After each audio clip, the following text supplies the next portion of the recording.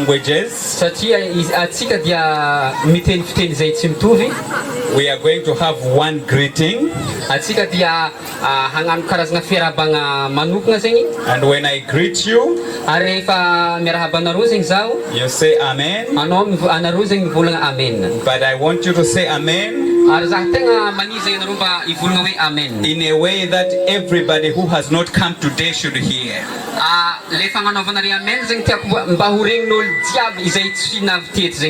So I'm going to greet you in English. Then he is going to translate in Malagasy. And when he translates in Malagasy, I want you to respond with a very big amen. Now I am going to greet you. Good evening, children of God.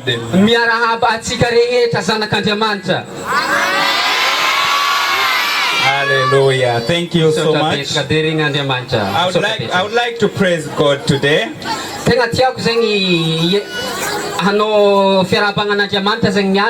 Yesterday we started the meetings. And God blessed us a lot. But today we have been blessed in a very special way. I would like to tell you, people of Sirama,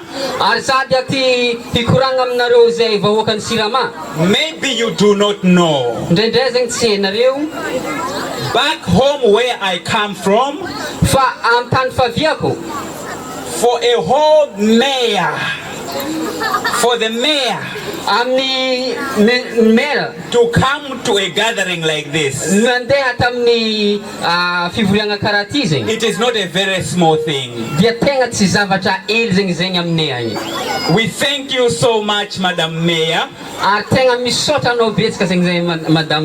for gracing the occasion. Secondly, the Vice Commander, gracing this occasion for us is not very small thing.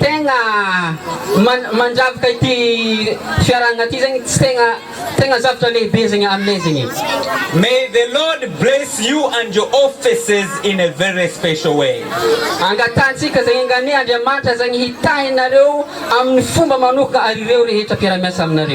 Now, I don't want to take much of your time because we are already a bit late.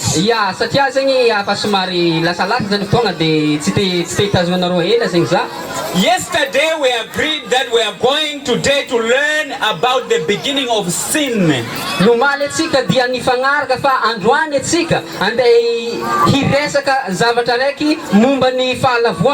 But there is a small change tonight. Today we are going to have another special lesson, which is very, very important.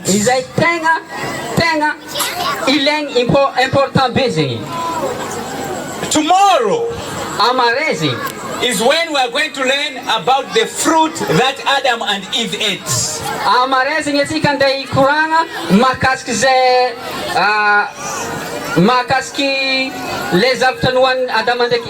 But the lesson we are going to learn today is in conjunction, is in agreement with what Madam Mayor was saying.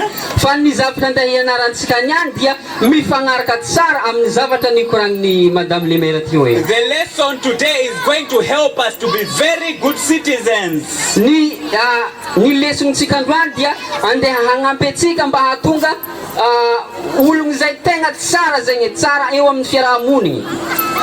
So let us go straight into the message.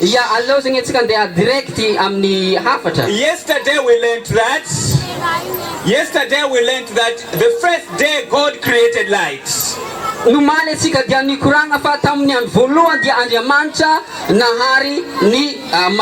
Then the second day God created the sky. When he was creating all these things, he had the human being in mind. He wanted to create the human being at the end. Artamni ftoanga is nangambata zavatra jambreng detangatin sang naswa am farany any izy hangambatra ologno. And then he created the moon, the stars and the sun. Ary izy amizay de nangambatra tavola nangambatra masoava ve nangambatra and then he created the fish and he created the birds and he created all the creatures in the water. Ary izy de nangambatra loko nangambatra vorona izy ary zavatra rehetra agnatin'ny ranomasina dia mbola namboariny ihany koa. And on the day number 6, ary tamin'ny andro fahaenina, the Bible says God created living creatures. Andriamanitra dia nivolagna fa izy nivolagna nangamboatra zavatra rehetra miaigna eto ambonin'ny tany. The likes of cattle, the likes of goats, the likes of cows, the likes of snakes, all living creatures that live on earth were created on day number 6. Raha jiaby tahaka ny amboa, ny aomby, ny piso, raha jiaby miaigna hitantsika dia namboariny tamin'ny andro fahaenina. So the plan of God was to create you and me. Fa ny drafitr'Andriamanitra dia mba hangamboatra ny olombelo. But before he created you and me, fa alohany izy hangamboatra atsika izaho sy anao, he made sure that he has created everything that you and me are going to use. Nataony azo antoka fa izy efa nangamboatra zavatra rehetra izay mety hilentsika na anao na izaho zegny. And from there is where we have the lesson today. Ary avy amizegny no azahoantsika ny lesono androany. We are going to take God as our example. Mba halentsika zegny Andriamanitra karazana exemple atsika amin'ny fiainagnantsika. But before we proceed, fa aloka atsika andeha hagnano zavatra jiaby zegny, to bow in prayer. Dia hivavaka zegny atsika. Our Father in heaven, Andriamanitra zay agny an-tambonin'lanitra, it is my prayer that we should have your presence right now tonight. Tena mivavaka zegny za mba ho eo anatrihanay aminao androany ty. The one speaking, but your spirit should speak to all of us. Engane mba tsy za zegny nivolagna aminay fa ianao mihitsy nivolagna amin'ny alalako. For I have prayed this in the name of Jesus. Dia mivavaka zegny za amin'ny agnarana Jesosy. Amen. Amen. So God is deciding to create man. Andriamanitra dia efa tapakevitra hagnamboatra ny olombelona. But he makes sure that he creates all the things that man is going to need. Fa nataony azo antoka fa efa nataony zavatra rehetra zay mety hilain'le olombelo. Just imagine, just think. Mba aleva sary an-tsaigny zegny. If God had created man, raha ohatra Andriamanitra nagnamboatra olombelona, before he had created water, aloha ka izy hagnamboatra rano, what would the man be drinking? Ino raha tokony hoan'le lehilahy tio? Imagine if God had created man, aleva sary an-tsaigny raha ohatra Andriamanitra nagnamboatra le olombelona, before he created fruits. Aloha ka izy hagnamboatra le zavaboary matsaro hoany. I love the fruits of Madagascar. Za zegny mba tegna anisany mankafy amin'ny I have tried some really nice fruits here. Yeah, karazana zavatra manjary hoanigny eketo zegny. Can you remind me that fruit? What is the name of that? Sakuanga.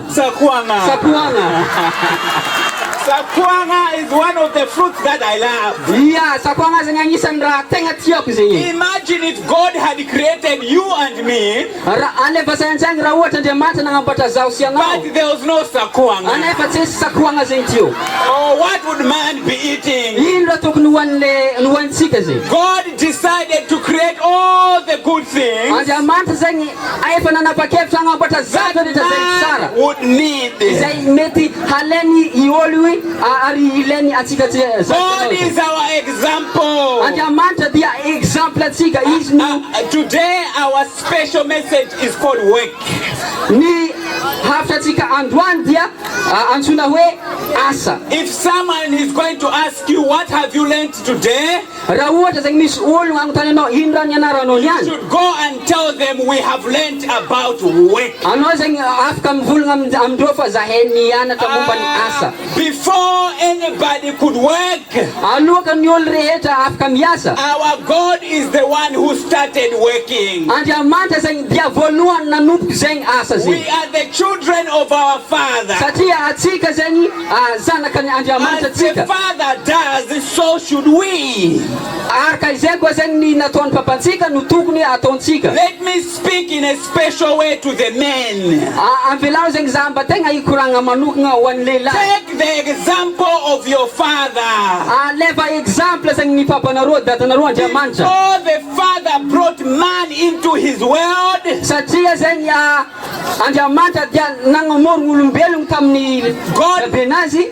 God made sure the man would have everything he needs. Afa nataon'Andriamanitra sira nataony azo antoka fa efa vombatra ny zavatra rehetra alohaka zay. Boys and men of Sirama. Boys and men of Sirama. Lehilahy na tsaiky eto amin'ny Sirama. Let me give you this challenge.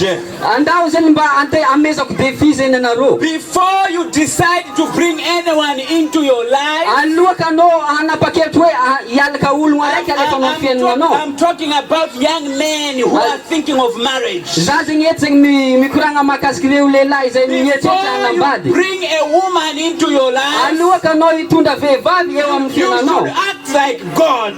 Ataova karaha nataon'Andriamanitra. Make sure the woman you're bringing into your life Ataova hevitra fa viavy izay indesinao amin'ny is fiainanao going to find things that she needs. dia hahita izavatra izay tadiaviny izy You eo. should not bring a woman into your life Anao zegny tsy tokony hitondra viavy amin'ny when fiainanao. there's no water, Raha ohatra tsisy rano ao, when there's no food. raha ohatra tsisy raha hohanigny ao. That woman was eating where she's coming from. Satria iny viavy nday nihinagna tamin'ny tany nisy azy izy tany. You cannot take a woman from her father's house Anao zegny tsy afaka malaka viavy avy amin'ny tragnon'ny papanazy zegny. where she is eating Agny zegny izy mihinagna tsara and drinking ary migiaka tsara izy agny. and tell her, come to my house, And then anao mivolagna aminazy anao mandeha anaty aminakahy ty. but you have nothing to eat. Anao ndraiky tsisy raha hohanigny ao.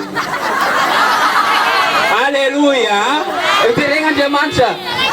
It is a lesson from our Father. Zegny dia tegna lesona avy amin'ny papantsika. Before God brought man into this world, Taloka izy hagnamboatra ologno tamin'ity tany He ty. made sure that everything is in Nataony order. azo antoka fa ny raha jiaby be efa mipetrapetraka I'm tsara. not saying that you should have plenty of food. Za zegny tsy volagna hoe fa tokony misy vary maro be zegny ao. I'm not saying that you should be very rich. Za zegny tsy volagna fa anao zegny fa tokony tegna deba be. But today we are talking about work.